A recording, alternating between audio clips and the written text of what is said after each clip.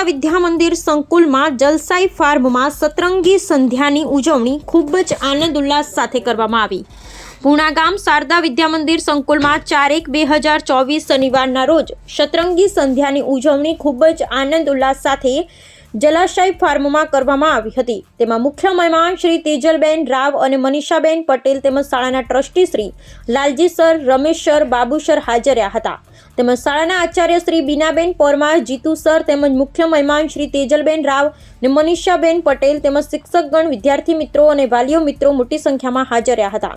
સતરંગી સંધ્યાના આ કાર્યક્રમમાં ઉપસ્થિત મુખ્ય મહેમાન શ્રી તેજલબેન રાવ, મનીષાબેન પટેલ તેમજ વિપુલભાઈ મોવલિયા, અશોકભાઈ ચોડવડિયા, સંદીપસિંહ પ્રશાંતભાઈ ઠાકરે, મમતાબેન લીલિયાવાળા, વિજયભાઈ પટેલ, ડૉક્ટર રાહુલ સાવલિયા, ભાવેશભાઈ હિરપરા, મનીષભાઈ મુલાણી, સુરેશભાઈ સુહાગિયા, છાયાબેન પાવાગઢી તેમજ પ્રશાંતભાઈ જેવા મુખ્ય મહેમાનશ્રીઓ હાજર રહ્યા હતા અને તેઓનું હાર્દિક સ્વાગત પરેડ દ્વારા કરવામાં આવ્યું હતું।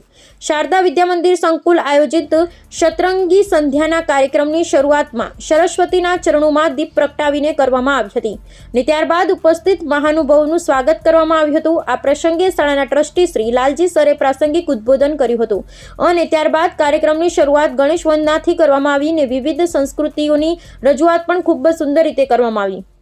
તેમાં બાળકો ખૂબ જ ઉત્સાહપૂર્વક ભાગ લીધો ને તે અવનવા પોશાકમાં બાળકો ખૂબ જ સુંદર લાગી રહ્યા હતા અને શારદા વિદ્યા મંદિર સંકુલ પૂણા ગામ વિસ્તારની હંમેશા તૈયાર રહે છે અને બાળકોમાં દ્વારા તૈયાર થયેલ કૃતિઓની ખૂબ જ સુંદર શૈલીમાં રજૂઆત કરવામાં આવી હતી અને દરેક કૃતિમાંથી કંઈક નવો સંદેશ વાલીઓ સુધી પહોંચાડવામાં આવ્યો હતો।